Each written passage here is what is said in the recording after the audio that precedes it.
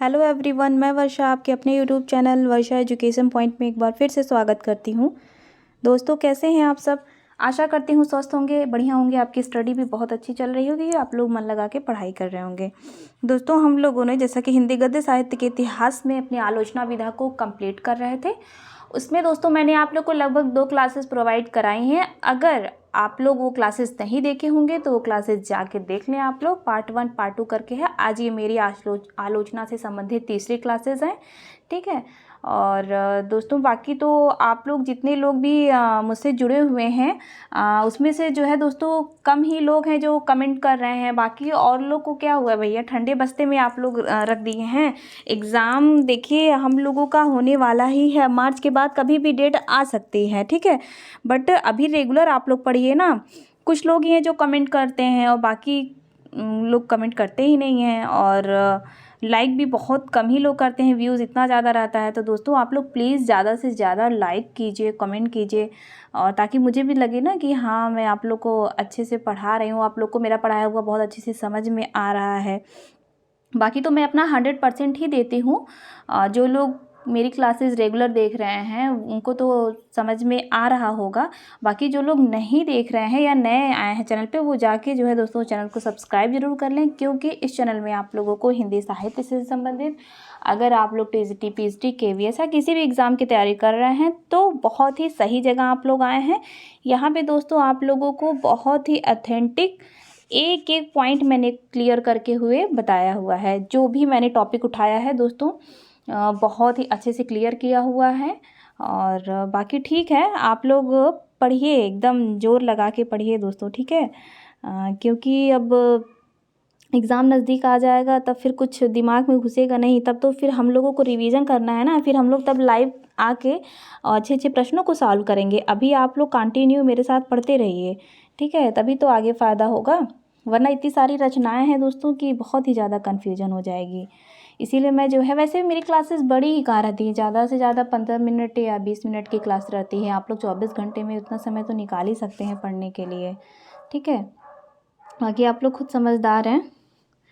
तो दोस्तों हम लोग अब तक क्या कवर कर चुके हैं? हम लोग कवर कर चुके हैं हिंदी आलोचना का विकास में। जैसे मैंने बताया था कि आधुनिक हिंदी प्रथम के आलोचक कौन हैं, सैद्धांतिक आलोचना के जनक कौन है, ठीक है। ऐसे ही बहुत सारे मैंने आप लोग को कीवर्ड जो कि एग्ज़ाम में पूछता है और लोग वो छोड़ देते हैं, ठीक है, डायरेक्ट आ जाते हैं रचना पे कि हाँ, आनंद दुलारी वाजपेयी की इनकी आलोचना पढ़ लेते हैं, बस। नहीं, हम लोग को जो है हर एक पॉइंट क्लियर करते हुए चलना है, और उनसे संबंधित महत्वपूर्ण कथन को भी मैं दोस्तों आप लोगों को करा रही हूँ। जैसे कि मैं एक बार फिर से बता दे रही हूँ, आप लोग बिल्कुल परेशान मत होइए। ये सिर्फ थोड़े बहुत इंपॉर्टेंट कथन हैं, लेकिन और भी एक मैं कथन आप लोगों को कराऊंगी हर एक विधा से, चाहे वो आलोचना हो या नाटक हो, ठीक है, या उपन्यास हो। जितने भी महत्वपूर्ण कथन हैं आप लोग बोलेंगे मुझसे तो मैं ज़रूर आप लोगों को वो क्लासेस प्रोवाइड कराऊंगी। तो दोस्तों हम लोग अपनी क्लास को आगे बढ़ाते हैं। आज हम लोग पढ़ने वाले हैं महावीर प्रसाद द्विवेदी की आलोचनात्मक कृतियों के बारे में। तो दोस्तों पहले हम लोग जो है जान लेते हैं कि इनका जन्म कब हुआ था, ठीक है। तो अब देखिए मैं थोड़े थोड़े जानकारी दे रही हूँ, बाकी तो मैं जो द्विवेदी काल आप लोग को बताऊँगी तो उसमें आप लोग को बढ़िया से महावीर प्रसाद द्विवेदी के बारे में बताऊँगी। तो लेकिन फिर भी थोड़ा थोड़ा मैं जानकारी आप लोग को लेके चल रही हूँ कि दिमाग में घुसता रहे। इनका जन्म वगैरह भी देखिए पूछ देता है मिलान करने के लिए। अब देखिए ये आप लोग सही कर लीजिएगा, ये जो 1964 है ना, आप लोग कर लीजिए 1864, ठीक है। महावीर प्रसाद द्विवेदी का जन्म दोस्तों 1864 ईस्वी में हुआ था। इनकी मृत्यु 1938। जन्म ही पूछता है इसलिए मैं जन्म ही लिखी हूँ, इसको जो है दोस्तों आप लोग कट कर लीजिएगा। 1964 यहाँ गलती से लिख गया है तो आप लोग 1864 कर लीजिएगा। अब इनका जन्म स्थान कहाँ हुआ है, जन्म स्थान के बारे में पूछ देता है। चूँकि महावीर प्रसाद द्विवेदी जैसे रामचंद्र शुक्ल पंत ये सब ना बहुत इंपॉर्टेंट हैं कवि, इनके बारे में तो दोस्तों जानकारी बिल्कुल होनी चाहिए। इनका जन्म स्थान दौलतपुर गांव, रायबरेली के दौलतपुर गांव में जो है हुआ था। पिता इनके कौन है? पंडित राम सहाय द्विवेदी हैं। अब हम लोग आते हैं दोस्तों इनकी महत्वपूर्ण आलोचनात्मक कृतियों के बारे में पढ़ते हैं। ठीक है, वैसे तो जो ये महावीर प्रसाद द्विवेदी हैं ये हिंदी में महान साहित्यकार के रूप में तो हैं ही, पत्रकार के रूप में भी जाने जाते हैं, युग प्रवर्तक के रूप में भी जाने जाते हैं। ठीक है, मतलब ये एक तरीके से जो है अतुलनीय योगदान जो है आधुनिक हिंदी साहित्य में ये दिए हुए हैं द्विवेदी युग में। ठीक है, तो काफ़ी ज़्यादा ये फेमस हैं द्विवेदी युग के।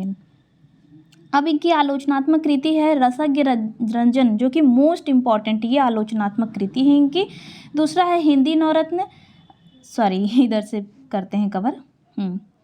पहला है रसज्ञ रंजन, दूसरा है साहित्य सीकर, सब बहुत इंपॉर्टेंट है दोस्तों। तीसरा है विचार विमर्श, चौथा है कालिदास की निरंकुशता, पांचवा है नैषध चरित चर्चा, और छठा है हिंदी नवरत्न, सातवां है नाट्य शास्त्र, आठवां है साहित्य संदर्भ, नौवां है कोविद कीर्तन, 10वां है वनिता विलास और 11वां है समालोचना समुच्चय।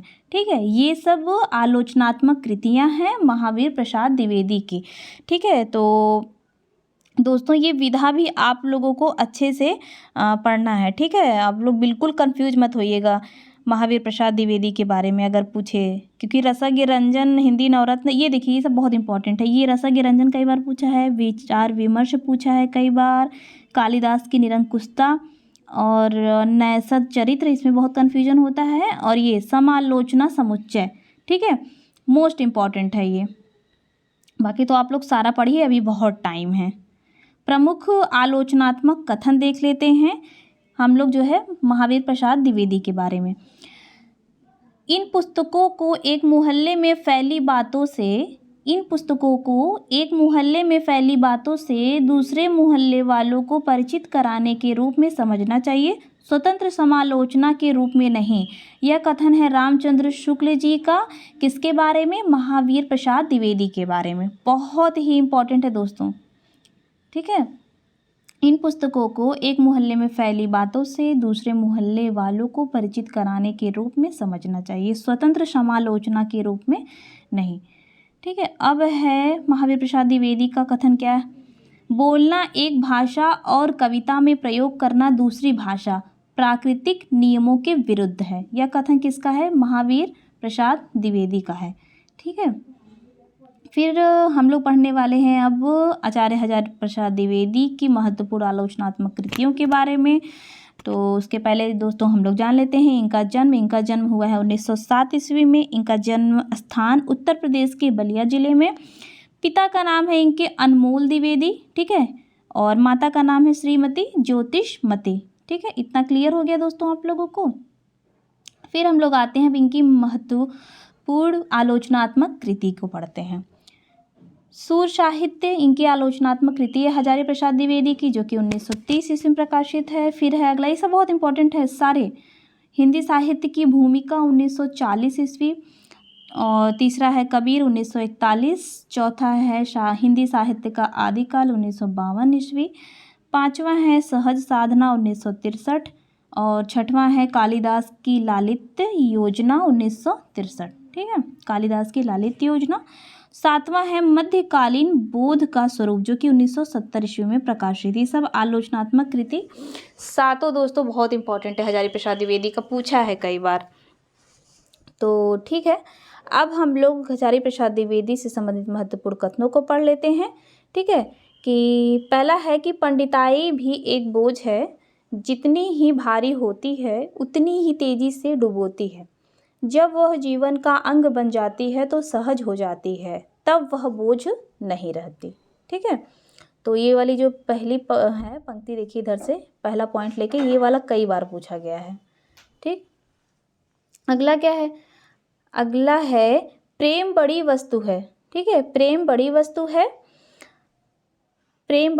है, त्याग बड़ी वस्तु है, और मनुष्य मात्र को वास्तविक मनुष्य बनाने वाला ज्ञान भी बड़ी वस्तु है। किसका कथन है दोस्तों? यह जो है कथन है किसका? यह है हजारी प्रसाद द्विवेदी का। ठीक है, ये सब बहुत ही इंपॉर्टेंट है जो मैंने दोनों पॉइंट बताया आप लोगों को। पहला वाला तो आप लोगों ने, बहुत सारे लोगों ने देखा होगा, कई बार पूछा भी है, और ये वाला भी बहुत इंपॉर्टेंट है। देखिए, मैं घिसा पीटा हूँ पंक्ति देखिए, कथन आप लोग को नहीं बता रही हूँ, ये सब बहुत ही ऑथेंटिक, बहुत ही कम पुस्तकों में दिया हुआ है। तो मैं दोस्तों आप लोग को ये छांट के ही बता रही हूँ। बाकी जो परंपरागत रूप से पूछा गया है वो आप भी जान रहे हैं, हम भी जान रहे हैं, सब भी जान रहे हैं, ठीक है, वो भी हम कराएंगे आप लोग को। लेकिन मैं कुछ अलग बता रही हूँ जो कि ये कम ही पुस्तकों में दिया हुआ है पंक्तियाँ इनकी।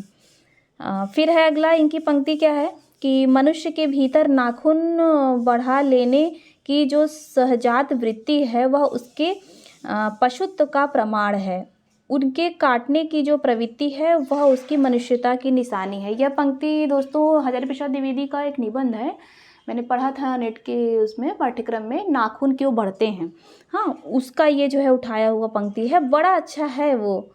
एक पिता हैं और एक बिटिया है उनकी छोटी सी, बड़ी अच्छी स्टोरी है। तो वो अपने पापा से प्रश्न पूछती हैं, हाँ, बहुत अच्छा जो है वो निबंध है, आप लोग पढ़िएगा। तो फिर से मैं एक बार रिवाइज कर दे रही हूँ कि मनुष्य के भीतर नाखून बढ़ा लेने की जो सहजात वृत्ति है वह उसके पशुत्व का प्रमाण है, उनके काटने की जो प्रवृत्ति है वह उसकी मनुष्यता की निशानी है। ठीक है, ये हजारी प्रसाद द्विवेदी का नाखून क्यों बढ़ते हैं कि से जो है निबंध से लिया गया है। फिर अगला है कि मैं स्त्री शरीर को देव मंदिर के समान पवित्र मानता हूँ। ये किसका है, ये भी जो है हजारी प्रसाद द्विवेदी का है। फिर अगला, अब हम लोग आ जाते हैं शांति प्रिय द्विवेदी की आलोचनात्मक कृतियों को पढ़ते हैं। इनका जन्म हुआ है 1906 ईस्वी में। देखिए कंफ्यूज मत होइएगा, हजारी प्रसाद द्विवेदी का 1907, शांति प्रिय द्विवेदी का 1906। उसके पहले जो दोस्तों थोड़ा गलत लिख दी हूँ मैं, 18 को 19 लिख दी हूँ, तो आप लोग सही कर लीजिएगा।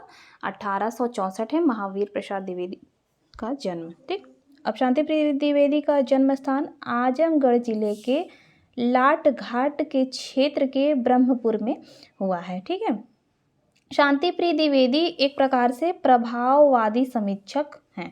ठीक है, ये भी पूछता है पॉइंट कि शांति प्रिय द्विवेदी किस प्रकार के समीक्षक है, तो आपने बताना है कि प्रभाववादी समीक्षक है। शांति प्रिय द्विवेदी ने गांधी और रविंद्र की मानवतावादी दृष्टि को छायावाद की केंद्रीय चेतना माना है। ठीक है, ये भी बहुत इंपॉर्टेंट कीवर्ड है। अब इनका प्रमुख हम लोग आलोचनात्मक ग्रंथ पढ़ लेते हैं, जो कि ज़्यादा है नहीं, शांति प्रिय द्विवेदी का 3 ही है, सामयिकी, हमारे साहित्य निर्माता और संचारणी। ठीक है, किसका है आलोचनात्मक कृति, ये है शांति प्रिय द्विवेदी का। तो दोस्तों ये क्लासेस आपको कैसी लगी आज की, तो कमेंट करके ज़रूर बताएं, और दोस्तों लाइक करें, चैनल पे नए हो तो चैनल को सब्सक्राइब ज़रूर कर लें। ठीक है, तो अच्छे से पढ़ते रहिए दोस्तों। आज की क्लास यही समाप्त करते हैं, तब तक के लिए धन्यवाद।